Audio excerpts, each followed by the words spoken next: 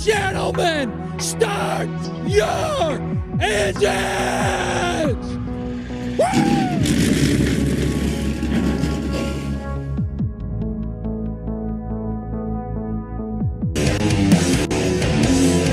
I'm Jeff Gordon, and you're watching Racing America.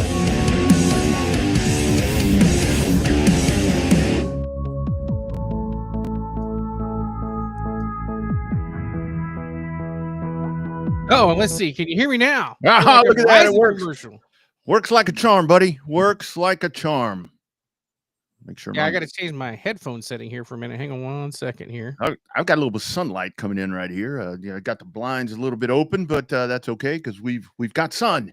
We've got sunlight in Texas, friends, as we dive in for another edition of the Revved Up Sports Show with a little bit of sun happening, a little bit of break in the rain. Thank goodness for everyone that's been affected around here. We've got a little bit of a pause, just a little bit of a pause, but it's just like really only stopped today. It's really only stopped today. So, yeah, man, quite the time we've had over here, dude. It's just been a little out of control. A little crazy, isn't it? Yeah.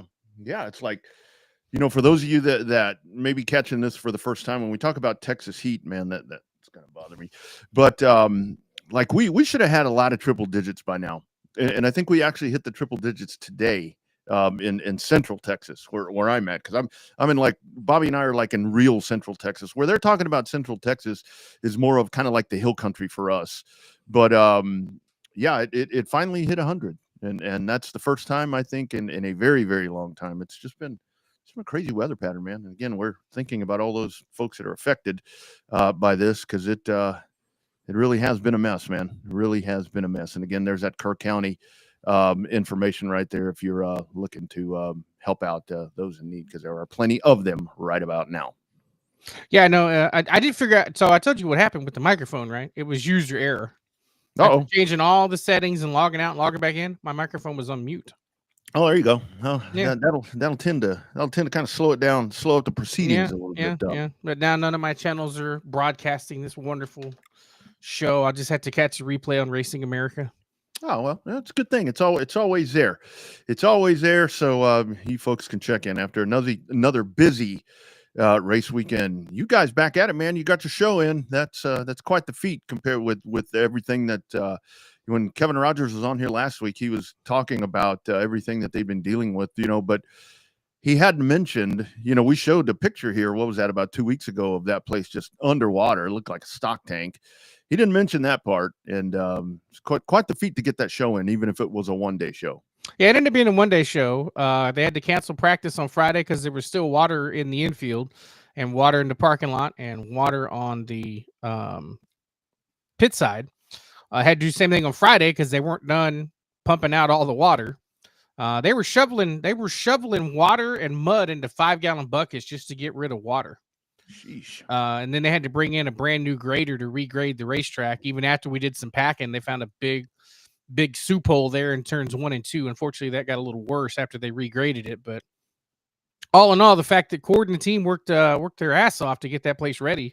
And it kind of, like I said, the track had character. Some guys decided to load up and not race at all because they said the track's going to be too rough. Other guys raced, and they just said that they decided that they wanted to race, so they raced on it. So what else can you say other than just do you want to race or not? That's what you got to determine. And some of them did, some of them didn't. You want smooth surface, go race pavement. It's dirt track racing. It's going to be rough. And yet, I saw a lot of complaining. Yeah. Turn 1, rough. Turn 3, rough. Yeah, bitch. What would they have said if they called a race? If they hadn't raced on Saturday, what would the outcry have been? That would have been the 5th rain out in a row. Yeah. They hadn't raced since May the 10th. That's crazy. Yeah.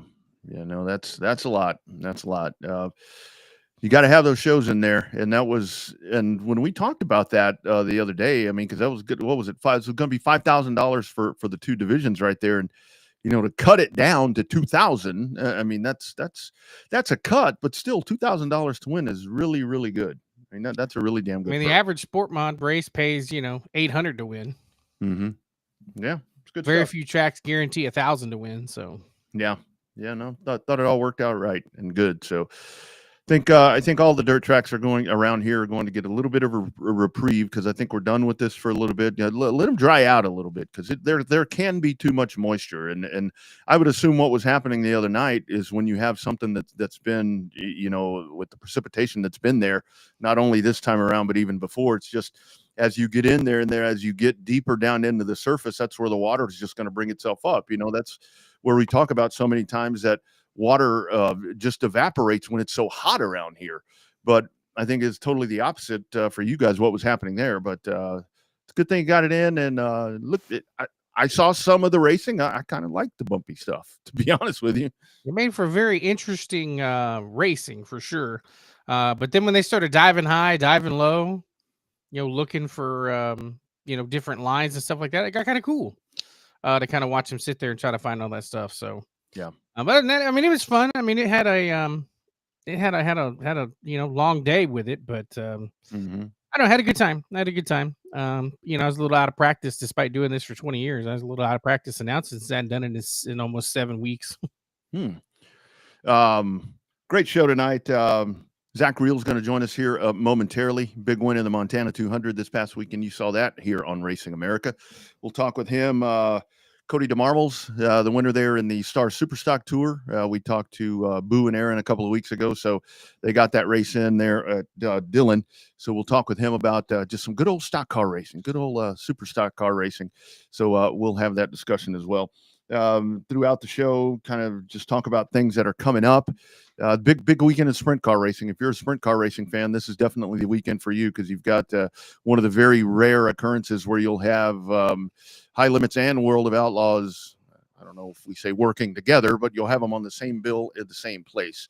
So that's going to be quite the show, I think, for sprint car fans this week. I think it'll be interesting to see how well they get along.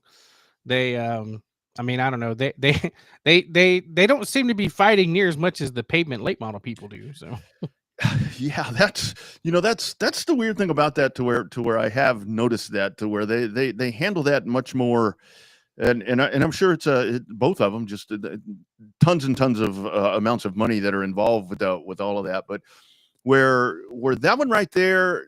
With the dirt with High Limits and World of Outlaws, it doesn't seem like an alliance, but it seems like they're existing well together. Where when it comes to the South, and kind of mid portion of America pavements late model stuff, that is just dislike. That is just ultimate dislike there, where it's like one does one, the next does the other, where it's like just constantly like boxing. They're just taking shots at each other all the time, it seems like. And then I think a lot of times it's the teams that lose out on that stuff.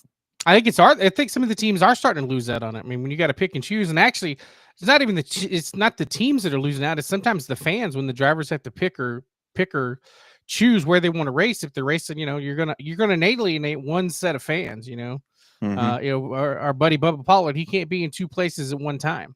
So he's either gonna alienate and piss off one group for not being there, piss off the other group for not being there. So you can make new stars, but right now in pavement late model racing, there's only so many superstars that move the needle that go around right now. Yeah. Until you talk like the guy that we're about to talk to, because they seem to really have their stuff together over there. And then we see that all the time, like when you turn on Slinger on a Sunday night and boom, there's this orchestrated racing, regular racing program going on with plenty of fans and plenty of cars. And then we watch the big Montana 200s and Chili Willies and all these different things. And it's like, man, that seems like a pretty buttoned up situation. I mean, I'm sure there's stuff, but I think the problem down south is not the problem, but I think the issue down south is so much of that is where drivers get torn like that because it's what 3 different factions that have gone separate ways, I guess, if we want to call it that. And the drivers are the ones put in the middle that have been parts of various different with all of those people. And then the bottom line is down south, it's just personal. I mean, between these series and all that, it's just personal. They just don't like each other. And I mean, I don't think that they'll argue that they don't like each other, and that's just kind of, it gets very personal, and that's where it kind of sucks for everybody involved. Yeah, I mean, breaking news, we figured out that the touring series don't like each other. yeah, and did we just break news on Racing America that the touring series may or may not like each other? and the bad thing about it is it's like It would be one thing if there were kind of a mutual line in the ground. And, we talk about, even though this really doesn't matter anymore, but when we talk about the unwritten rules of racing, that would be one thing. But like what we have down here, it's like with these guys, it's like, okay, one group is on one tire, the other group's on the other tire. And engine seals. Don't forget about engine seals. Yeah. One set of body rules here, the other one has these other body rules over here. And it's like there is nothing that's going to allow them to really mesh. Nothing's going to allow them to share drivers. Yeah. It's like the barbecue thing that we talk about here in Texas, where the families are at each other. It's just that, well, I mean, some of these people might be related. I don't know. They probably are related somewhere down the line, but that's really what this is. It's like the other wants to destroy the other. They don't want them to exist. They didn't want them to come into being, and that's just the thing. And it's very evident. It's very evident. So anyway, that's why we love this stuff. But back to the point of this is High Limits and World of Outlaws going at it there at Eldora. And you'll get to see the best in the business in 410 sprint car racing, because they will all be there in one place running in two different things, but they will all be there regardless. Mm-hmm. Yep. So grab Granny. There we go. Time to go racing. Yep. You got that one coming up. So that'll be really cool to check out. All right. Let's dive into our live program tonight as poor Zach sitting here listen to us bitch and moan about super late model racing in the South. He's like, we have those problems over here. But I'm sure there are other things that we can talk about. We welcome into the Revved Sports Show for the very first time winner at the Mission Valley Super Oval this past weekend in the Montana 200. Adding to the resume is our man, Zach Reel. How you doing, buddy? Good. How are you? Doing well, man. Doing well. So let's talk about this past weekend, man. There at the Montana 200. That's what we hear about, all these cool races down here in the South. And fortunately, we get to be able to check those out. Let's talk about that race for you. Second half of it looked like that's when you really turned it on and just kind of hauled the mail. But just kind of take us through the weekend for you. Well, we unloaded the car Thursday for their practice, and the car was pretty good off the trailer. Felt pretty balanced everywhere. We had a rear end issue, actually. We had the ring and pinion was missing a couple teeth. Uh-oh. So we had to pull that out, get swapped, figured out. And then, it was overall pretty good in the qualifying heats, both qualifying and the heat races. Felt like it was decent. And then, we started the main, I think, fourth. And just kind of rode for the first 100, just seeing where the car was. And then the second half, we obviously got 4 tires and got to make some adjustments to the car, and it was pretty good. I mean, it was just in the track. Felt like the car was just on rails for the most part. Absolutely. Good problem to have. Yeah. So Zach, tell us the difference between the Apple Cup, the 125 there at Tri-City versus the Montana 200, or the race other than the distance, right? Number of laps. Yeah. How different are those races to prepare for? The track's really different? They are very different. Actually, the Tri-Cities is more of a abrasive surface, and it's a little bigger. It's half mile, and but it's more of a trial shape than I feel like Montana is. But they're both really fun tracks. I like them both. Obviously, one of them both. But definitely you're going a little faster at Tri-Cities. Kart setup's just a little different, but Montana is also one of my favorite tracks up there. It's a really cool tracks, a little bit smoother of a surface. It doesn't hurt tires as much, and just the lap difference definitely makes it a little bit of a difference, like saving tires and stuff. But they're both cool tracks. Yeah. So let's talk about, because we talk about it here on the show all the time, to where they're kind of different. You get events where you get everybody together. All the super lates, but it's very much by region. Larger regions. Kind of talk about there where you are, because there are some guys there. Yourself included. Just talk about some of the competitors that you're frequently racing against in these cars, because it's a cream of the crop, man. It's some of the best in the country up y'all's way. Yeah, Montana, we've had some good drivers: Bryce Bezanson, Jason Jefferson, Alex Lesser, my brother. They're all really good drivers, especially they've ran that track many times before. They're just all really good local guys, and we all raced together for quite a while and just know how to race against each other. Mm-hmm. So what's it like racing against Andrew, dude? I mean, is it like a normal sibling rivalry, or I mean, do you guys like really get into it on the racetrack, or is it I'll bump you later and then I'll get you at Thanksgiving? I mean, tell about that relationship with your brother. Drew and me actually raced really good together. We've been racing together in go-karts and just everything, and we've raced together for a long time. And I've never gotten really in a wreck with Drew. He always raced me clean.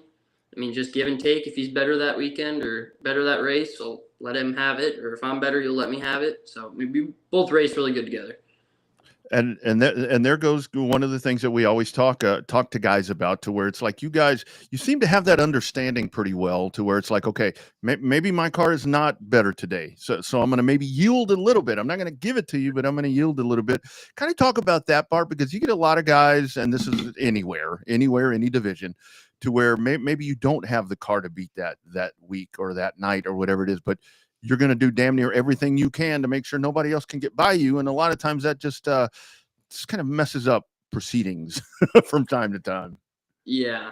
Well, usually, recently we've been pretty good running, and if your car just ain't there, you just kind of have to figure out what advantages you can use on the track to help the car or whatever. Maybe open up your entry or move up a groove or something. But usually, if there's a guy faster behind you, you just kind of have to figure out what line you can run and keep them behind you. Absolutely. So Zach, I'm assuming you keep up with all the different regional type of pro late model, super late model racing throughout the country. What we've talked to guys that run on the West Coast and in that general vicinity, kind of west of the Rockies and westward, is that the Southeast is known to be a little bit more rough around the edges, if you will. We don't know if that's just because the drivers' attitudes are different, if it's a lot of the age of some of the drivers now that are doing that super late model stuff and pro late model stuff. But it seems like you guys on the West Coast end up having like a different, I would say, driver code, maybe, because you kind of mentioned it, letting your brother have it if he's faster or you're faster, stuff like that. Is that the same mentality with everybody? I mean, I know you want to win, clearly, and beat the guy that's running second. But I mean, is that a different, do you notice the difference racing in your own neck of the woods versus what you see in other parts of the country? Usually on the West Coast, you don't see as many people spending the amount of money that people do on the East Coast. So basically we're all thinking that like we all got to go race in the next week. So kind of keep your car under yourself. And I feel like we've got a good group of cars that usually race against each other for like the Northwest Super Late Model deal. And we race against each other for quite a while now, and just you all just have to think just how your car's going to be. You got to make sure you don't wreck your car, and you should be able to race the next weekend. So, but yeah, we usually all race good. Just definitely on the East Coast, you'll see some more rough driving, but they're all racing hard, all racing for the same thing. Yeah, that's kind of an old school mindset, which is good. I think that's something very much needed. Another one of those tracks that I love to ask guys about when we're able to talk to you all, kind of talk about the Wenatchee Super Oval. We've had several discussions on this program about that track. Again, Bobby and I have obviously never been there, having only seen it, but kind of talk about another one there. There's so many cool, badass tracks over there in that region, and we just get to watch them, unfortunately. Yeah, Wenatchee, that's a really fast quarter-mile track, super good surface, really nice facility actually, and it puts on pretty good racing. It's really smooth on tires, so you can just kind of qualify every lap and just drive as hard as you can. But it's up there with one of my favorite tracks too, just super fast, high banked. You can race, you can get on the second groove and ride on the second groove if you have to. But it's a really cool track. It's awesome. Excellent. So what's your favorite track out there on the West Coast? I mean, is it hard to pick just one? So do you go by and kind of double-sided to that is when you say favorite track, do you go by facility? Do you go by speed? Do you go by what's your criteria if you have to pick a favorite track? Well, usually it's wherever I'm good at is the main thing.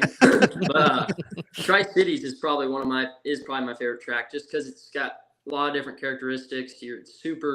It's a big track, half mile, 3 corners, and it's just like it's a driver's track.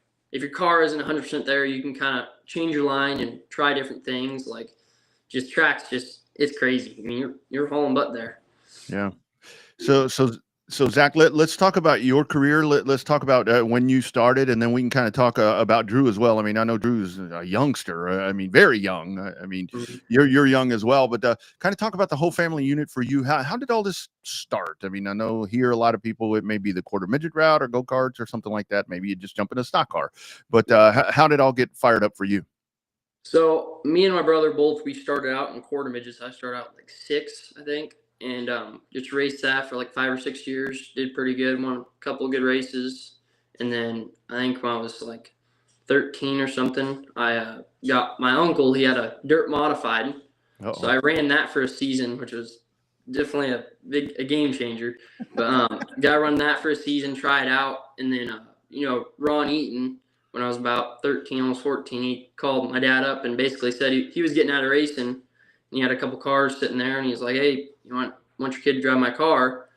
And so basically, that's how I got into asphalt late model racing. And my dad and my grandparents had all raced before they raced asphalt racing. So I've got a lot of blood that's done it for a while, and basically that's how I got into it. And so yeah, that's what we've been doing. Love it. So we've heard a lot about the quarter midgets, and you're a young dude, right? But what's that next generation of kids that have their nose plugged into an iPad or on their phone, constantly looking at TikTok videos and playing is it Minecraft? I think that's the name. Sure, yeah. Yeah, I don't know. I don't have the game on my phone, but the kids that are stuck with their face and the tablets and all that. What's that magic step that's going to get them away from that and at a racetrack? So definitely quarter midgets, because you can start out really young, and there's so many different classes and cars out there. I mean, I think in Washington now there's like 4 or 5 different quarter midget tracks. There used to be, I think there might be one in Oregon, but there used to be a really cool one like Portland. They used to be able to run. It's been around for a while. But yeah, the quarter midgets were definitely.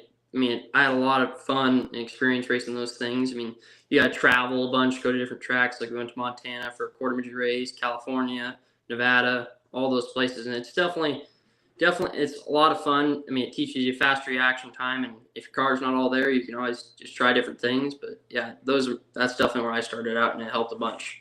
Yeah, absolutely. So what about you guys there with Legends? Because I know, like here in Texas, we have one asphalt track, and the one class here that has kind of pulled itself off the mat, kind of in an independent effort, is the Legends, and there are several Legends, and I know Legends kind of spread up that way. I think you guys y'all run some Legends, or is that Drew that runs Legends? So I ran a couple races last year in a Legend car, and Okay. Drew, he's got a pretty good ride going where he drives a Legend car, and he does really good up in like Evergreen and basically any Wenatchee, all those tracks. That's what Drew does. He mainly races Legends, but yeah, Nice. definitely there's a lot of Legend racing up Northwest. Excellent.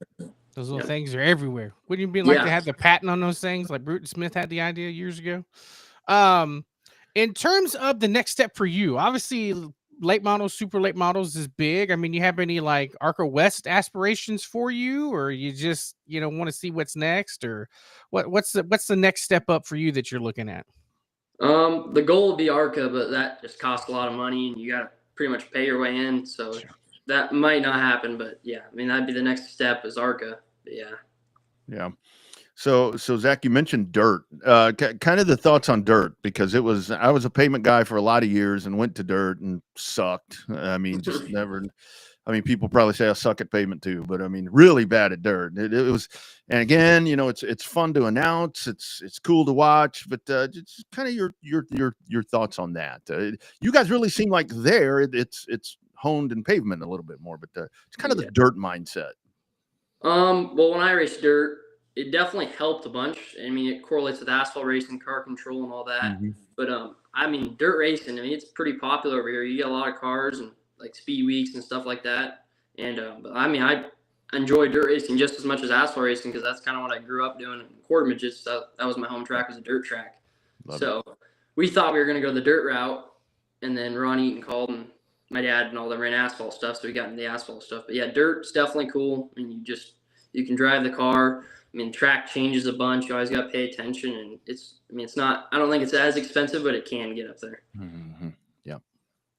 So you've seen other guys from the West Coast come, Preston Peltier, obviously Derek Thorne, one of the big time West Coast guys that kind of come southeast. Is it just too far for you? Is it something that you want to do, like maybe run some blizzard races, or even try the snowball derby, or is it just logistically and expensively just way too much to do it? Yeah, it's mainly a money thing. You hear a lot of guys going over there and getting like 12 sets of tires, which are ridiculously expensive now. And you got to make sure you have your stuff right when you're going to those races. You're racing against the best late model drivers in the country. So it's just super expensive. I think if we had the stuff and had the money, we'd definitely do it. It's kind of risky. Yeah.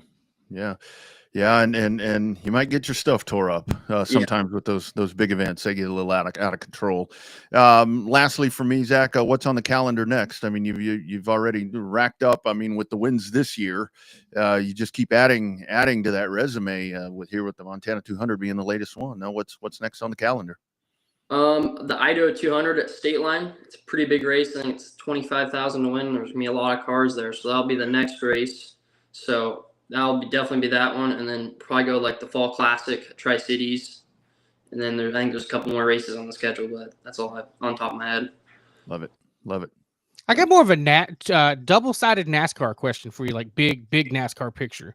Number one, how big is that race, the Xfinity race at Portland, is up in that area? And then in terms of the regular like NASCAR market itself, like for Cup Series and stuff like that, without having a track in that section of the world and that section of the woods up there, is it a big draw? Is it not? I mean, what's your take on something like that?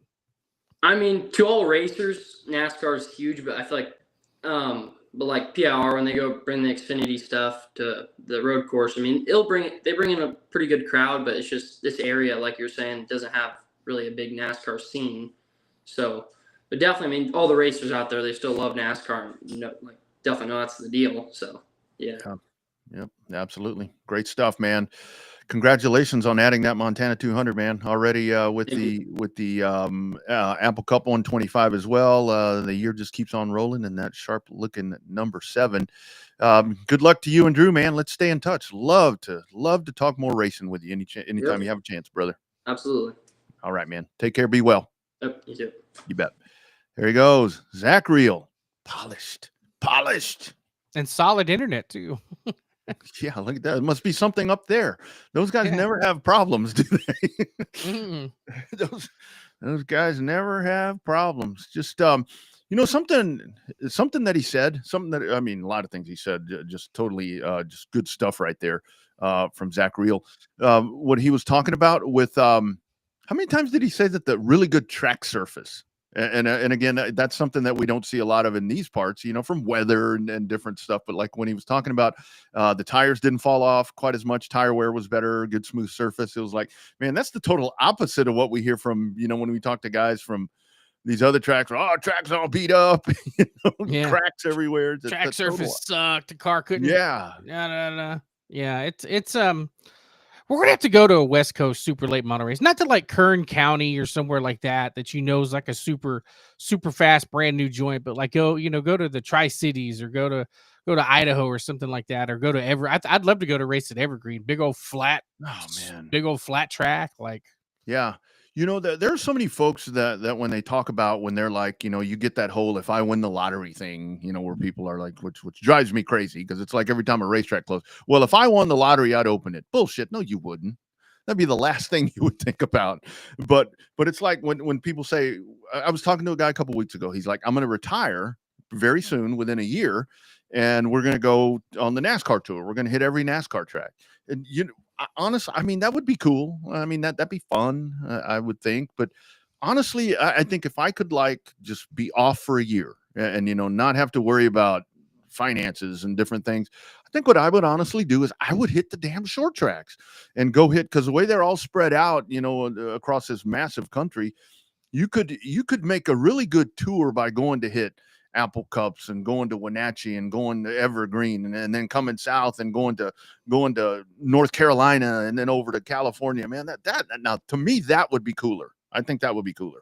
But you're more of a short track guy. All the money and all the big stuff, they like to follow the Cup Series, which is fine. Yeah, that'd be kind of fun. Although logistics this year, Pocono to Mexico or Mexico to Pocono, Detroit to Mexico, a little much this year, but I don't know. I mean, I think that it becomes the ability to, I think it's the perception. The more West Coast guys we talk about, the more we realize how much underrated that racing is over there. Mm-hmm. Obviously, Racing America does a great job showcasing the racing over there, with the streaming stuff that they do with the pavement stuff. But I'm telling you, I think that, we just need to go to one live and in person to be able to figure out exactly, what the deal is. I mean, we interview a lot of pro late models and super late model guys off that West Coast, Rockies to the West and stuff like that. So I think that that should be a goal of ours. Take this traveling. I think so too, and I really do think that some of those, and obviously they're still racing.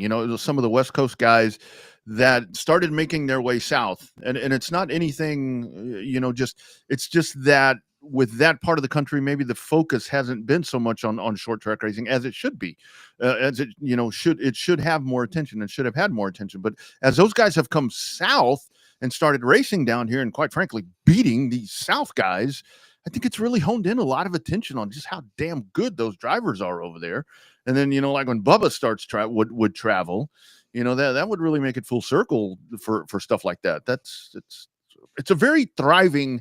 This is where a lot of times when I think you and I, probably more me, when I'm sitting here and I'm like, God, yeah, I wish we had more pavement racing in this part of the country.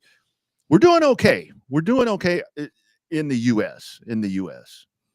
I don't know. I mean, I would think that, when we talk to these West Coast guys, it's one of those things where it's like, man, I tell you, Houston looks more and more. Granted, it's southeast type of deal, but if you put up enough money, think about the people you could get from the West Coast to come to Houston, because it's halfway to Pensacola. It's half the distance. Another place that I think would hold that. That's what we call a tease, because I do want to talk about this in just a little bit. That would kind of tie into the Houston thing. But before we do that, let's talk some more asphalt short track racing. Now we're talking our language. I mean, not that super late models on our language, but we're good old southern steel bodied stock car racers of what we do down here. And we talked a couple of weeks ago. We had Mr. Boo and Miss Erin were on with us, and we were talking about the Star Super Stock Tour. Well, they get back on the track this past weekend, and there he is, number 53, number very near and dear to my heart. My first racing number, by the way, number 53. Okay. The big winner there, Cody DeMarmels. How you doing, man? I'm doing good. Thank you guys for having me on. Absolutely. Pleasure's all ours, man. So let's talk about Dylan. This was kind of a cooperative effort between the two organizations, we'll call it. Mm-hmm. For super stocks, for street stock racing, to put, how was the vibe there with all of that, and just the mood of the weekend getting this race together? So basically the Mass Series and the Star Super Stock Tour, they're basically the two, you can call them super stock, street stock, whatever you want to call them. They're all pretty much the same thing. And so they're basically the two tours in our area. So they did a really good job and combined it to get us all together. Of course, we all have run together multiple times before, but they definitely did a very good job on trying to get us all the best competition all at one time. Mm-hmm. Well, I think competition is a good thing for everybody, right? When you have to come through and kind of change it all up. To me, the biggest thing is, for those kind of cars, and Rodney and I both love those cars just because they're near, like you said, near and dear to our heart, is it's the perception that they're junkyard dogs, right? When you have all this purpose-built, brand new, come out of a magazine type of stuff that costs a lot of money. It's and not that the super stocks don't, but the perception of them sometimes is not what they should be, because they're a badass race car, and that type of car has been a badass race car for a long time. What's the general public's view down there with you guys? Is it different than ours, or how does that work? It kind of depends on who you talk to. I mean, obviously, like the late model stock guys in our area, obviously they kind of, in my opinion, they kind of look at it kind of the same thing, that it's a junkyard dog type car, which there is a few things on the car that we did get out of a junkyard, but you should. There needs to with be a lot of the rules, we still have to run some stock stuff, and the only place you can find it is find the local junkyard and hope they got what you want and it's not been already. Yeah. And that definitely, in my opinion, because I've driven limited late models and late model stocks before, and I still do every now and then. But I have just so much more fun with the true stock car, because there's just so much that you can actually do to them, because they are a actual stock car that was driven on the road at one point. And isn't that part of it? Because the whole thing about it is what we would always say, my dad and I, with our race cars, because we ran like what you have there, Camaros, Novas. I mean, that's what we did. And the whole thing about it is where you're sitting there and you're racking your brain and you're spending as much money as you really can, and you're trying to make a car doing something that is absolutely fucking not what it is intended for.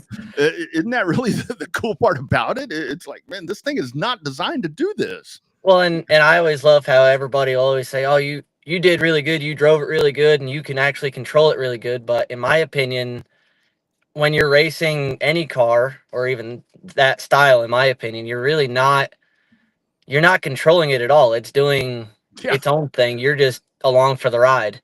Mm-hmm. Yeah. I think that's the, like I said, that's the misconception, because everybody that races them, well, especially when they have a good night, they love them. But I think it's a missed opportunity for race fans, and it's kind of like the tuners. A lot of people don't like the little 4-cylinder tuners. when those cars come on, people take off. I love when I race mine. I mean, I tried to be the showstopper with it all the time. So, but in terms of the landscape out there, obviously the two tours work together to put on this race. Do the tracks work together with you guys, or is it more you have to run the tour because different sets of rules and stuff like that for the super stock type cars?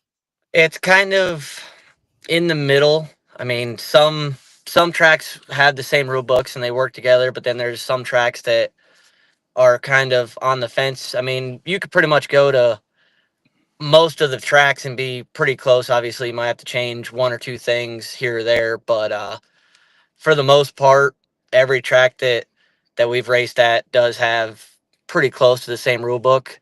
And like we went to South Boston earlier this year, they don't even have a street stock division. So if it wasn't for the Star Tour, we would never be able to run there. And that's definitely something that I know Boo and Aaron have kind of worked for, and get us out there and show us more tracks that we wouldn't have an opportunity, and also get us in front of more fans that other times probably would never even see us. Yeah, for sure. And so, Cody, without giving too much, without speed secrets or anything, just kind of in general rules for you guys. Small block Chevrolet, I would assume. Like what's the shock stuff look like, or what's the shock stuff read in the rule book? Rear end, can you do the Ford? Weight jacks, kind of what's with all that? Yeah, so for the most part, every track and most people, we all run a 602 crate motor with a 500 Holley carburetor on it. And obviously, every track, every division has a built motor rule that you can run that's pretty equivalent to it.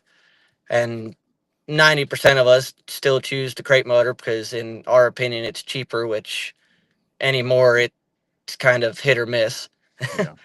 But basically, the shocks are, I believe, I'm not very good with shocks, but I'm pretty sure it's basically just a steel body shock that you can run a gas shock, and you can spend some money on shocks if you really wanted to, but there is a claim rule if somebody wanted to, so that kind of definitely helps keep it a lot cheaper. And which, of course, I know people that, of course, I don't want to say this too much, but no. I know I have more money in my shocks than what the claim rule is, but I know 99% of the guys that we run with have the exact same stuff. We all pretty much get our shocks from Brendan, I forget what his last name is, but at Dynamic Shock Service. Probably 90% of the guys that we run with all the time, we all get our stuff from them, and it's pretty funny that talking to them that none of us run the same package. We all want something a little bit different. And yeah, but with our street stocks around there, we're allowed weight jacks on all four corners. Basically, the car has to be stocked from front of the steering box to the center of the rear end, and we are allowed a Ford 9-inch. And so basically, I like the term super stock more because they're not really a street stock anymore. I mean, we're on a 10-inch Hoosier F45 mostly, and that in my opinion is not really a street stock anymore. That's on the verge of a super stock. Yeah.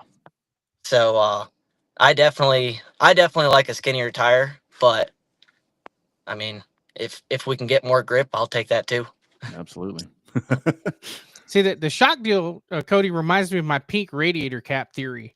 That if one guy goes out and smokes everybody's ass and has a pink radiator cap, that next week, whether it's a claim or not, everybody's going to have the pink radiator cap kind of deal. Even if it doesn't make a big difference, everybody's going to run the same thing when they see it winning. Let's talk about the series itself. What's it like running for Boo and Aaron? What we tell, I mean, we like racers or, race directors and series directors that are racers and understand it from both sides, but those two, put them two together in a room, man, they are a party to be had, aren't they? Oh yeah, and obviously it's no secret that I'm really good friends. My wife is really good friends with both of them, and they definitely they've put their heart and soul into helping us street stock guys out. And I know for a fact that a lot of the races they go to, they're basically putting their own money up just for us to be able to do it. And thankful for obviously all the sponsors that help them help us basically. Mm-hmm. And they definitely they try their hardest, and obviously there's sometimes that it doesn't work out the greatest, but it's kind of like any short track.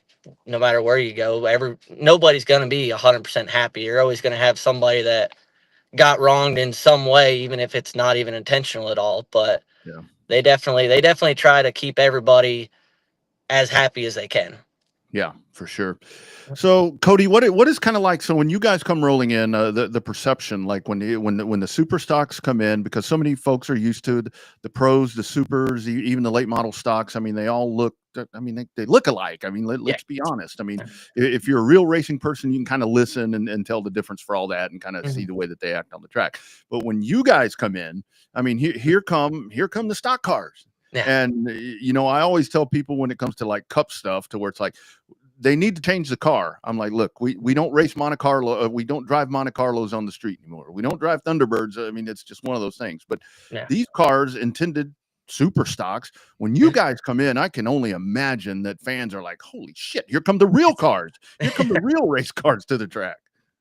And I like to think that, and I know there's a few places that we've went to that we really are the star of the show, which for the street stock guys or super stock, we're always a field filler. We're never the main class. So it's definitely a nice thing to show up to places that they definitely look at us and realize that we're not just which most of us are, just some rednecks, but they realize that we're some high class rednecks when we roll in with the Star Tour.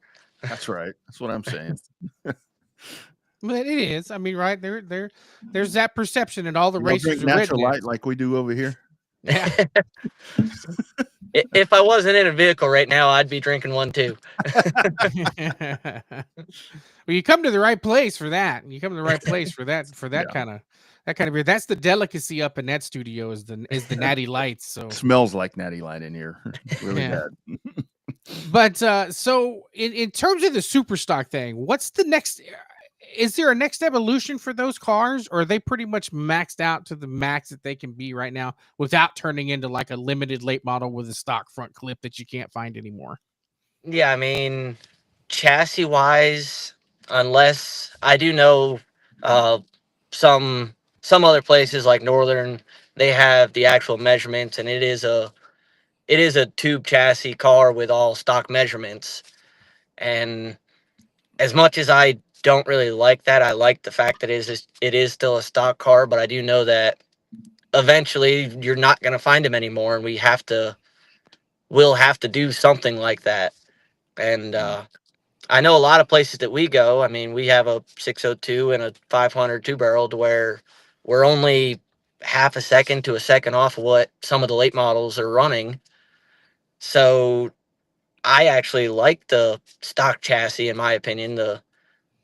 I know the tube cars and they're all purpose built, but I feel like you can get a stock street stock. If you gave us the same motor and same tires, I feel like we can still even run what the late model times are running. Mm-hmm. Yeah, and then should start moving all those suspension parts around and shit. Yeah. Move those Yeah. A-arms and all that shit. Nothing to so do you guys get, because here in Texas, probably the mid 2000s, we had a really healthy super stock class, just exactly what you guys have. And then the track closed down or whatever. But what ended up happening to that class was where it was very much the rules, and that's why I was asking about y'all's rules. But guys were like, man, it'd be really cool if we could do aftermarket bodies, if we could do essentially turn it into a limited late model. That's what happened. Dude, are there folks over there that are like, yeah, these are really cool, but we really want to do more to them? But I think that not doing that saves a division.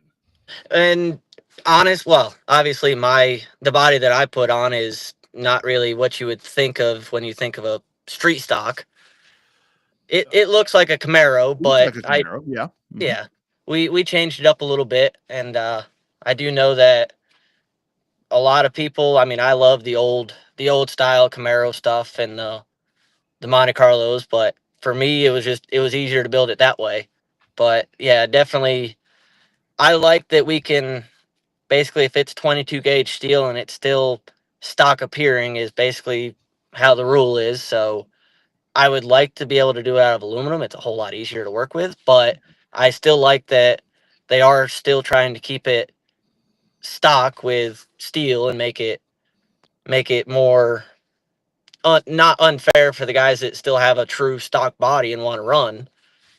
Because I mean, for all those guys, I mean, we need that type of person. I mean, not everybody has the resources and stuff to do what I've been able to do, and been lucky enough that we have all that stuff at the shop. And definitely, I feel like the way that the rules are now are definitely good and don't need much adjustment. Obviously, you can always make stuff better. That's just like with any race car. I mean, you can always get it just a little bit better, but you're never satisfied. Even when it is perfect, you always want to make it just a little bit better. That's right. So talk about the races like that New Year's Bash there at Dillon that showcases the super stock, street stock type of car. And then you get like CRA street stocks that you get to showcase, you know, when they go up to Salem and stuff like that with those good looking I call them super speedway Monte Carlos for lack of a better word to describe those that run at Salem. But how crucial are those races to keep the eyeballs on super stocks and street stocks? Is that just a necessity to have a big race like that with all that showcase at least once or twice a year? I feel like it's a good thing to kind of give us guys, kind of like what Boo and Aaron are doing with the Star Tour, just give us all an actual place to showcase what we have on as the main race. And obviously the extra money is definitely beneficial. And I know obviously a lot of us guys don't really like, some of us guys anyway, don't really like the bigger races because it brings out a lot of wrecks, but you can wreck a car with a 3-car field. It's just, there's more chance when you're racing against 30 other people, but definitely the good kind of outweighs the bad in that aspect, because you are in front of a lot more eyes when it is a bigger race like that. Yeah, for sure. Lastly, so with Stars, obviously you get the win there at Dillon. Kind of talk about the points race right there. You got one hell of a little points race going right there. It's a little tight, not a lot of elbow room right there. It seems like between you and Mr. Melton there. Yeah, I've known Jeff for a long time now, and we've always raced each other nicely, and we've always kind of shook hands afterward. And it's kind of, we've noticed the last few races that it was going to come down to me and him. And obviously Brittany's not out of it yet. I mean, if we both have a bad night, she can definitely still sweep in there and steal it from us. But no, we both kind of agreed that whatever happens. We're just we're going to the next race just for bragging rights on whoever can beat each other. It's kind of, in my opinion, he's a lot like me, to where I don't like points racing. I've done it. I've won 2 championships, and honestly, I hated doing it the entire time. I like showing up to the track and trying to win every single race. And if the championship works out that way, then that's a good thing. But if you can win every race, obviously you're going to win the championship, because nobody was better than you. That's right. Yeah. That was one of the first things my dad ever told me. He's like, "Don't look at the point sheet." Yeah, right. Yeah. Yeah. Well, That's why and it that's sucks the to run worst. good on Yeah. opening night. Yeah, you run good on opening night, Yeah. you're stuck with looking at points the whole damn season. I Yeah. hated that. Yeah, that was the worst part. Great stuff, man. I love the series. I love the cars. I absolutely love the cars. Those are like I said, man. Those are race cars. That's what it's all about, right there. Congratulations on the win there. Any folks you want to thank? I mean, because I know when it comes to efforts like this, man, this isn't. You don't have Penske and Gibbs and Hendrick and all this stuff. I mean, who makes all this stuff happen for you, dude? First and foremost, I got to thank Tony Poole, the car owner. Obviously, if it wasn't for him, I wouldn't have the opportunity to do what we're doing. And Mark Witten, who used to drive for Tony, and he's always at the track. Normally, when we tour, he stays home, but every time we're close to home at either Hickory or Tri-County, he always comes out and still helps us out. And obviously, my parents for getting me started in the terrible addiction. my my my wonderful wife for obviously putting up with it. My two young girls that they're always in the shop helping us every week. My sister-in-law, she does a fantastic job with the social media. She's only 17, so that's the nice thing about having young ones. They understand social media more than I do. Yes. Is she available for work? She actually got a job at Bill Pink Carburetors, so she's keeping a little busy. Yeah, no doubt about it. No doubt And about it. got to thank Carolina Racing Supply, Tomcat Performance, Heinz Brothers Performance. They definitely help us out.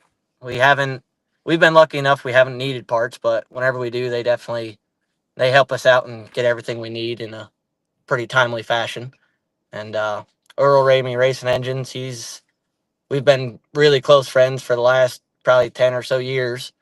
And finally broke down and brought him a crate motor for him to go through. And it's been noticeable this year that we've definitely got that figured out due to him. And definitely got to just thank everybody that's put time into helping work on the car, or even just helping me, giving me feedback throughout my entire career and helping me get to where we finally are. Absolutely. And doing quite well, my friend, doing quite well. We appreciate you, man. Like we said, they're a blast to watch, and we are all over the series, and I'm sure we'll do this again soon, man. Keep picking up those trophies, brother. Thank you. That's the plan. You bet, man. Take care. Be well. Go get yourself that natty light. Sounds like a plan. All right, buddy. See you later. There he goes, man. Good stuff right there. See, I love that. See, they still do go to the junkyards. Somebody does still go to the junkyards. Good call by you. I hate that some of the fan perception and other, the other divisions just stick their nose up at some of these cars, right? Like, I mean, like it's not fair because they put on great races. Same thing with the 4-cylinders, your front wheel drives, your tuners, whatever they're called, wherever you race them. I mean, it's the same thing. Those cars put on a damn good show. Yes, yeah. I understand that sometimes the front wheel drive cars will tear up the racetrack a little bit, but that's usually why they go last. Yeah. I mean, and the whole thing about it is, I mean, it's one of those things to where, like when we were talking about the legends a while ago, I mean, like here in Texas, I mean, at Houston, I mean, we get 22 legends and not a lot of other ones. And that's, I mean, that's going to be the show. And the whole thing is, and we've talked about it. I mean, the super late model race the other night at Nashville where Fetcho won that race. I mean, I saw a lot of folks that were saying, well, they started however many it was, 17, 18 cars, whatever it was, and they only ended up with 8. But that was a hell of a race, though. I mean, you had the two guys up at the front and Fetcho kind of waiting right there. And then, they kind of get in a tussle and Fetcho drives by on the bottom side and wins. And then you have everything at the end. So, car count and so forth is very important. More cars is always going to just kind of draw the attention better. But it really is. I mean, with the 4-cylinder cars, and especially these, I mean, because I think honestly, the fascination for these is just getting to see them, because we, like here in Texas, these fireballs, at 37, which I hope they're able to get that wall poured tomorrow, which is Wednesday, and be able to do whatever they need to do there. Because that, to me, that really is the closest that we've come back to. Well, I mean, it really is what we had before. I mean, it truly is what we had before, and that thing is just taken off. I mean, their car count is holy shit. I mean, that's Kyle days what we're seeing with those cars. Yeah, I know. It's a cool series, man. It's a fun deal, and Boo and Aaron do a damn good job promoting it. Yeah. Not just because they were just on here, but I mean, Cody's doing other radio shows and podcasts and stuff like that. So I mean, Boo and them do the same thing. They're all out trying to get the word out, all in, both feet, both elbows. Like they're really good.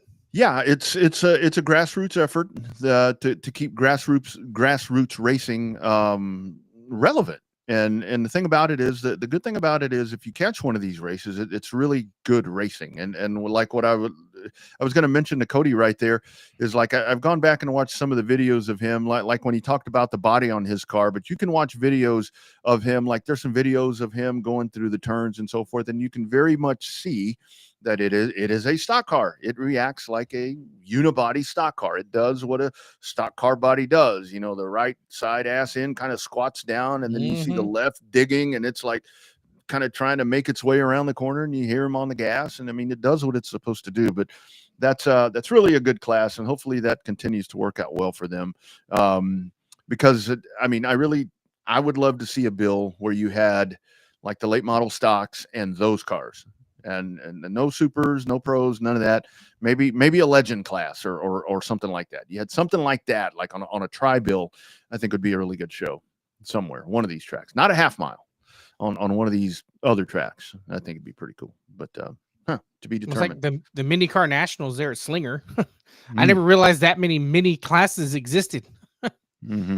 And our man Owen Pittman checks in. I figured that was going to be a cancellation because I knew that I saw today that they were obviously didn't get to do what they were trying to do yesterday with yet more rain that came in and hit the area.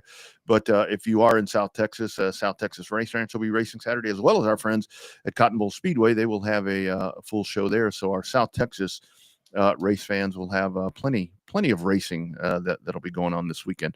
But yeah, those super stocks right there, and please check that out if you get a chance, because it's old school.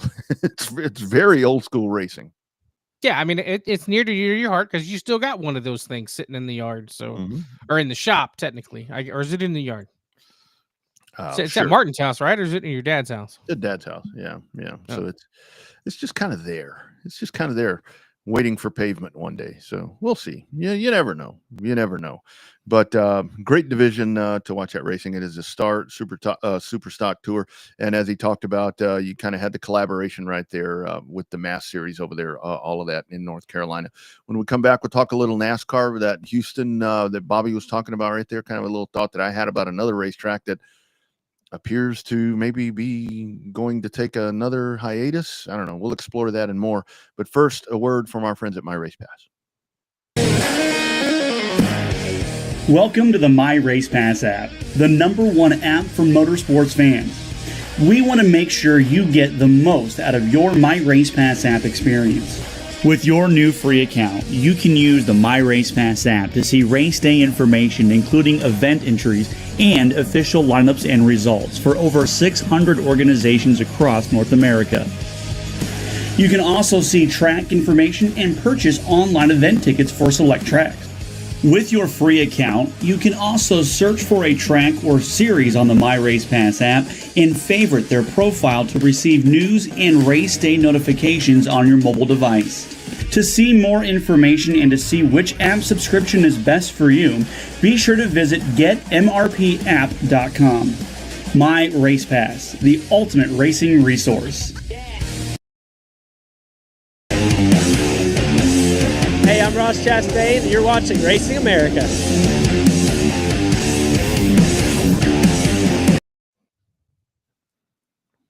Back live on a Tuesday, #Real Race Talk, Showtime, Bobby Chaffee, Rodney Rodriguez, all of you guys talking some great short track racing, great conversations tonight. Zach Reel joining us after a win at the Montana 200 at the Mission Valley Oval. And then Cody DeMarvel's right there after the big win in the Star Super Stock Tour this past weekend at Dillon Motor Speedway. So it looks like, and again, this is just from what I saw on social media, Bobby, but it looks like, and when you were talking about tuners this past weekend over there in Monroe, Louisiana, as some people say, they were having they had a huge you want to talk about a tuner race? Did you see that one? Jeez, there were that was a $5,000 to win race. 5,000? Bunch of them.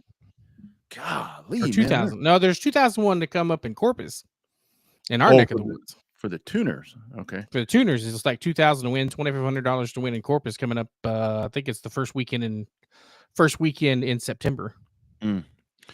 So I saw something during the week there that maybe, and again, you just never know with some of the stuff that you see on exclusively Facebook, what's actually legit and what's not. I mean, somebody will have to tell me offline, but I saw something that kind of gave the indication that this may be the last run of the Rev, this incarnation of the Rev. You know, if you're not familiar with Revolution Park there in Monroe, Louisiana, it's an amazing racetrack. I mean, it's a beautiful racetrack design. I guess it's built as an asphalt track. It's got the X. Well, concrete, but yeah, paved. We'll say paved. Yes. Which if a racetrack has an X in it, it's badass.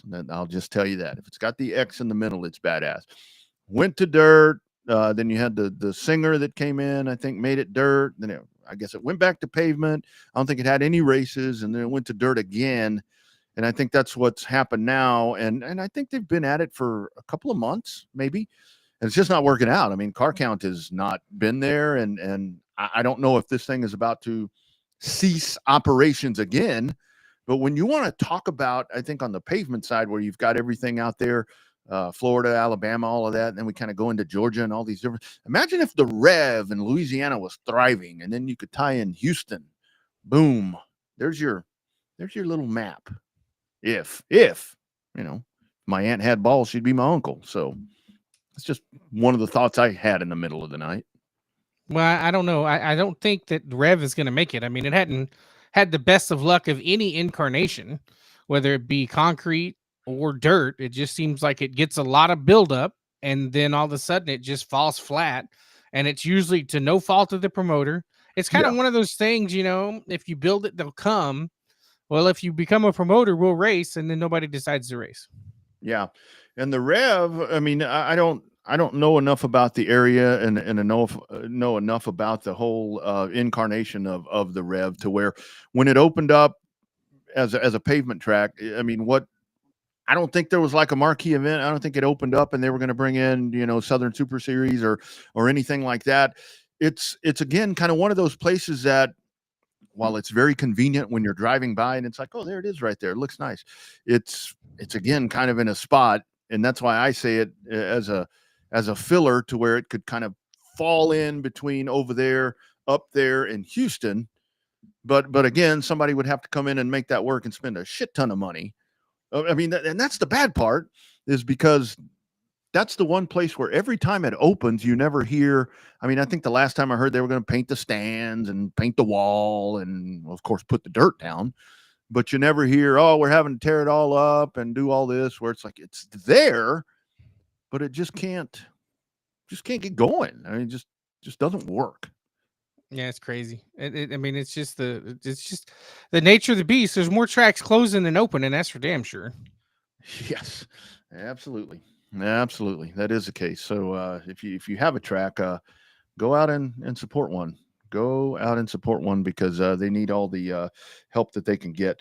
From this past weekend on the NASCAR side, before we get to that, I guess we had a development yesterday in the lawsuit. I'm not really sure. I haven't been quite as tied in this week to some of that stuff, but it seems like another hurdle for 2311 in Front Row where I think we talked about this to where, if NASCAR really wants to be a bully, they're going to say, all right, we're selling your shit.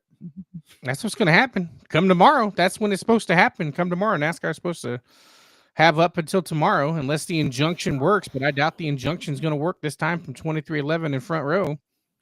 Well, and I've seen a couple of different comments from some of those folks in the NASCAR regime and family or team to where it's like now, I mean, before it was kind of okay, they weren't saying a lot, but I mean, I specifically saw today, we don't even know what they're suing for, they being the two race teams. So I think at this point, and now it seems like you have on the other end of this lawsuit to where it's like, like you're talking about with the countersuit and all these different things, where now they're like, okay, we need to figure out what we need to do to be able to keep our money and to be able to keep our charters and run this charter team till the end of 2025. And I think that's where if NASCAR really wants to be dicks, they're going to be like, sorry. I mean, you didn't want this. Technically, I mean, that's not going to do whatever they want to. Think they'll do that? I don't know. They got sued for antitrust as it is. Yeah. Right. If you go in and take the charters away, that makes the 2311 front row case. Yeah. If they go in and take the charters away, but I can understand from the business standpoint, all the other race teams, full time, 30 other chartered teams, or 30 other chartered teams with 30 other charters signed the charter agreement. Mm-hmm. So I mean, I don't know. I mean, it's but the question is, who's going to buy them? I mean, you got the guy that used to have Spire wants to buy the Rick Ware charters, but they've also said that they could also increase the number of charters if a new manufacturer were to come aboard. But a new manufacturer is going to have a team to come in, because I doubt very seriously they're going to be able to start from scratch. Yeah. So you got to have somebody who's the truck team for Dodge going to be? We don't know yet. It's coming late in the game to get a truck team ready for Dodge. Yeah. Ram. Yeah. And there aren't teams that are, boots on the ground ready to go that can scoop these things up. And the other part about it is, quite frankly, we talk about market value. We're seeing this right now in college athletics with NIL, that whole market value thing keeps coming up. And it's like, what is market value? The market value of these charters is astronomical. This is where I don't think that NASCAR would reduce the price to sell these existing charters, 6 charters, just to get them in the hands of somebody. I don't think that they would do that, but I would think that at the same time, just with the way that this is all gone, that part of NASCAR's logic in this is going to be, we're going to make it as hard as possible for these guys to be able to do business. And I think taking those away, maybe you don't sell them, but you take them away, because the word on the street is they'd have to pay money back. So this is going to get, tomorrow's going to get really damn interesting with what goes down with all this. I'd be really surprised to see what they do. Yeah. Yeah. And I'm on the fence to where part of me is like, I want them to take them away. I want them to, I don't have a dog in the fight. This is all, everybody has an opinion on this. And is NASCAR a monarchy? Yeah, it always has been. This isn't anything else. Yeah, it always has been. And if people really thought that, and people really thought that they could come in and buck the system and do, look at all the different startups that have tried to do something, that have tried to go against NASCAR. And quite frankly, look what's happened on the IndyCar side. They're in shambles because of breaks. And I think that NASCAR is fortunate that they haven't had that, but they are, that they rule all of this, and it's very much their deal. And I do think that they've made concerted efforts to save money with this car. People want to piss and moan about the car and the single source parts and all that. But even if it's just a front, they're trying to make it seem a little more even. Well, they rule North American motorsports. Absolutely. Easily. They come in. Even the Xfinity series is out pulling ratings for the IndyCar stuff. Yep. They did this past weekend. That CW package is every network inflates the ratings regardless, right? But I think that it just shows proof the NASCAR stuff. With the Xfinity and the Cup Series, it works. The one thing we hadn't heard about a lot is the title sponsorship for the Xfinity series. Because isn't Xfinity out in 26? The end of the year. Yeah. This is Hadn't heard anything on that front. Yeah. So I don't know if they go to a model like what's happening now in Cup, where you have the 4 of them or however many there are. I don't know what you do with that. And again, it's not really anybody in the know, but the Busch, bring Busch back. Well, yeah, but does Busch there's too many young kids in there for Busch to be the sponsor. Yeah, absolutely. So yeah, that's something to watch, because I think that's a great series, and they have their TV package really does them well. That's a great group of. It's a little outside the box, but at the same time, it's a good combination of still with some of the old school stuff. And I think that's where kind of what we're seeing right now with TNT is that you have, with Junior and all the whatever, but it kind of feels Foxy and NBC, to where when you had Prime was just totally new school. Isn't that weird? Totally It's the same booth for TNT and Prime, but yet the broadcasts feel completely different. Completely different product, right? I mean, it doesn't even feel like. I mean, it is. It's the same people, but it totally doesn't. I mean, it totally doesn't. I think Prime spoiled it for everybody. They really did, man. They really did. I mean, they kind of set this standard. And I'll tell you what I'm interested to watch when you want to talk about money and you want to talk about streaming and all this. If Apple gets their hands on Formula One, which I think they're going to, because they're slightly outbidding ESPN. They doubled ESPN. Dude, 150 million? Is that what I saw? Yeah. ESPN was playing 80. Apple's bidding 150. For that? Oh, man. I guess they got what they wanted out of their Formula One movie with Brad Pitt to make them want to put in that kind of money.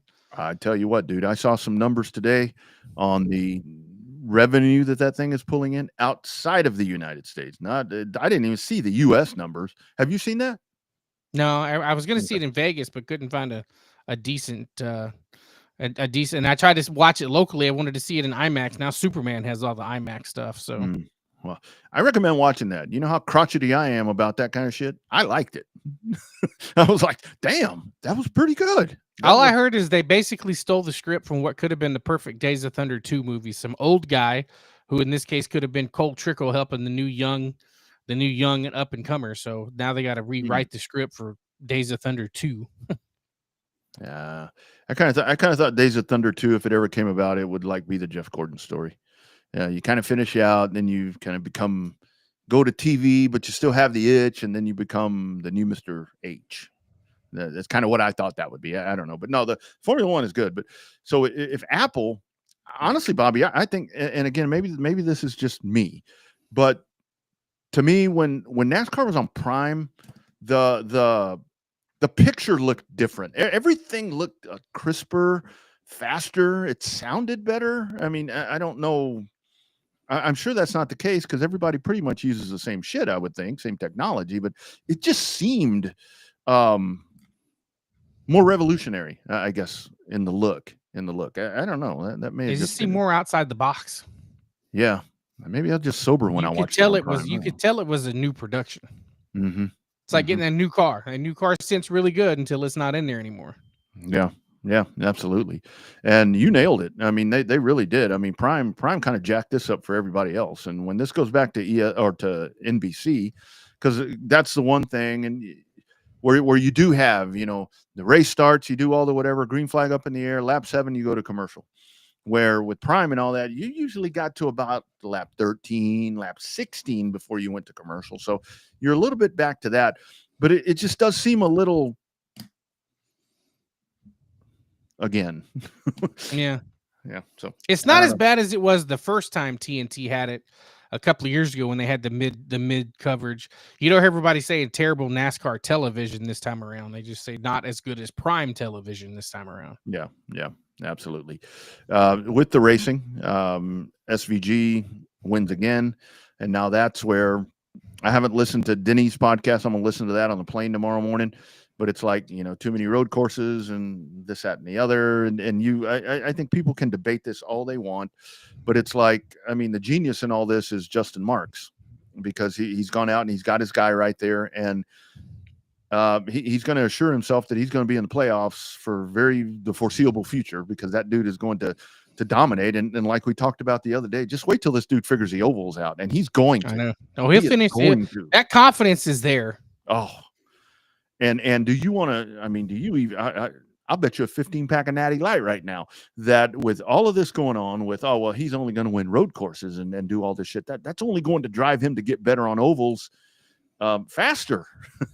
I bet that dude is going to be doing oval testing on his own. Oh, man. It's just wait till he figures that out. Yeah. I mean, he's the best road racer since Dan Gurney. Mm-hmm. I mean, I think, the question for me is one of those where it's kind of like, is he the best road racer ever? I mean, it's hard to compare the numbers with Jeff Gordon because Jeff Gordon was an oval track guy. Mm-hmm. I think he's the best. I think he's the best road racer to come to NASCAR since Parnelli Jones.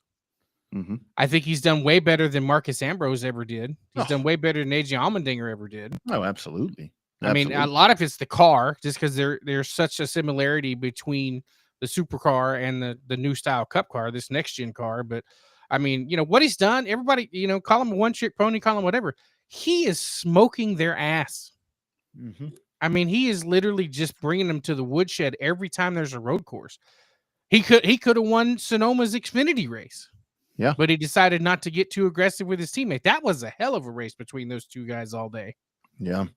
Yeah. I mean, that really is the thing. And I think that's where a lot of people are going back to with the comparisons and so forth. Well, he's a road course guy. Well, this series right now, and that brings up the other question about how many road courses and so forth. I mean, people forget. I mean, NASCAR, the Cup Series used to begin and end at Riverside, California on a road course. And I know those were specifically the road courses, but this is going to be, I mean, for one thing, like you said, the car is better. The attributes of the car are better to that. Sports car now. Yeah. Yeah. It's designed to be on a road course. Yeah. Yeah. The markets, I mean, the markets that you see with the road courses, like they're in California, Chicago, whether it's going to move to San Diego, here, Austin, the different stuff with all that.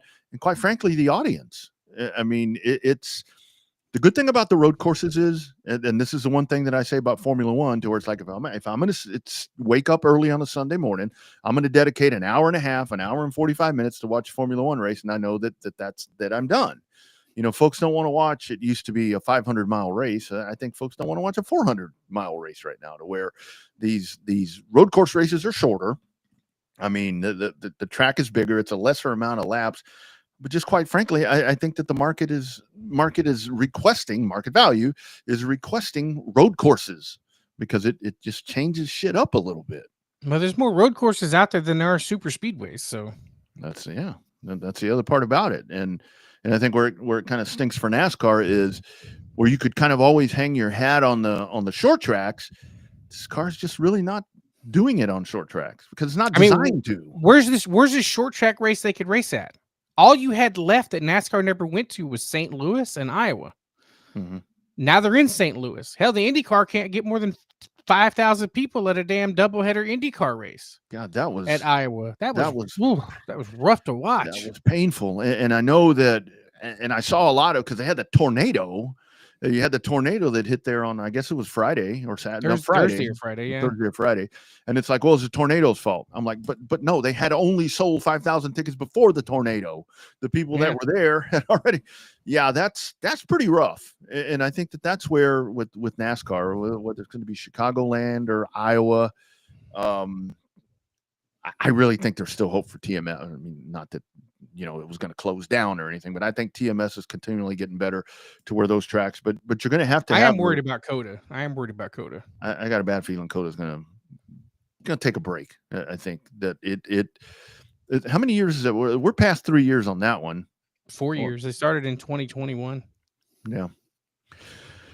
COTA's hard because the thing with that is where it's a 20 miles from the house. Yeah. Well, and the different situation with that is, NASCAR can want to go there all they want, but if SMI is like, no, we don't want to put the race on. We don't want to rent it. We don't want to deal with all that shit. Then boom, there's that. I don't think NASCAR is going to do it, but yeah, I am kind of concerned too. I got a feeling we've watched our last race here for a little bit. Yeah, unfortunately. Yeah. Well, where does that race go? I mean, I think they're done in Chicago. They do these 3-year experiments and then they're done. I mean, I thought Chicago was a great race. Despite SVG leading all those laps, I thought Chicago was a great race. Well, I mean, when it comes to the road courses and we see all the different places that get thrown around about street courses and all that shit, I wish they'd go back to Road America. I mean, if you want to talk about kind of the fan-friendly track and good racing and all that, I mean, Road America's just too long. It's 4 miles. Yeah, it's too long. Long-ass way. It's a long-ass way. But yeah, I don't know what's going to happen with that. And I saw something today to where they had thought about doing the street course in San Diego. Maybe they're looking to do it somewhere else, not quite in San Diego, but close enough to still call it San Diego. So I don't know. But that is the shitty part where for everything that was against Chicago, this last one, they finally got it. They finally got everything they needed and maybe too little too late. Yeah, like. Great weather, had some decent weather. Well, there towards the end, it was questionable, but yeah. But IndyCar, that just a very lackluster when it comes to the attendance and fan count. And again, there's a lot against them, but IndyCar got to step it up a little bit, because just from some of the different groups that I follow on IndyCar, they're like, kind of seems like the series doesn't care. I mean, it kind of seems like the series, I mean, some of the internal stuff that you see, like the Penske problems and some of the tech problems that you've seen, that kind of fall back more on the series. And now the series really going into question about, okay, how actively are they promoting all this? And again, I know that costs money. I mean, I totally know that costs money, but kind of the general thought that I see on IndyCar forums is you've got the Indy 500 and that's really it. And that sucks. that's all that people care about is the Indy 500, unfortunately. Golly, man, that sucks, because that's because your average person only know, if you tell them name me one race, it's going to be the Indianapolis 500, maybe Monaco, and then Daytona. That's it. Mm-hmm. Yeah. And I mean, this is where I go back to, like, Indy, and I know it's dangerous. I mean, I don't want anybody to get hurt, but I mean, you think of Indy, if you could have Indy at Indy, Texas, Pocono, Michigan, Richmond, more ovals, kind of the same thing that we're talking about there with NASCAR, where I think NASCAR actually needs more road courses. So it's kind of the reverse, but I don't know, man. Just personally, I'd like to see Texas back on the schedule. I still want to see. I want to see IndyCar at the Roval. IndyCar at the Roval would be pretty damn sweet. I think that'd be a hell of a race. I think it would too. And you know what I think you would get with some of that is maybe you'd get Larson. You know, that would race. Maybe you get a little crossover. But that's where I hate to say that IndyCar needs a little bit of crossover from NASCAR or something. And I hate to say that, because, like we've said so many times, they got a real damn good roster of drivers. I mean, but the roster driver ain't showing up because Alex Blow's kicking their ass every damn week. I know. It's the Jimmy Johnson effect. People aren't watching because they know he's going to win. Yeah, it's Jimmy Johnson. It's Max Verstappen. I mean, nobody can beat the dude. He just has that stranglehold on him. And I think, and honestly, I think that the fact right now that Penske having this once in a life, like you talk about 100-year flood, Penske's having 100-year flood this year. I think that's a lot of people too, to where it's like, well, if Penske's not going to be in the hunt for to win every race, I'm not watching, because IndyCar racing to me, other than a cheating scandal, the luck of the Penske drivers is horrible. Scott McLaughlin, bad for whatever reason, has just had such shitty luck. It's been really bad. And that's just a bad season, man. You can't but when you have a scandal like you had, you know, that's going to tend to be a little distracting, and it's going to tend for things to not get buttoned up and things to not get done the way that they're supposed to be done. So anyway, but yeah, IndyCar, or the NTT IndyCar series, needs to, you got a good TV package. I mean, I like turning on IndyCar and on the middle of a Sunday afternoon and seeing IndyCar on, and turning it on a Saturday night and seeing IndyCar on. But hot damn, when I look at them damn bleachers, ain't nobody there. St. Louis was good. That Sunday night show at St. Louis, and that was good. That was good TV, and that was good that was good ratings, good TV, good race, and good fan count. Mm-hmm. Yep. They just can't keep that momentum up all the time. Mm-hmm.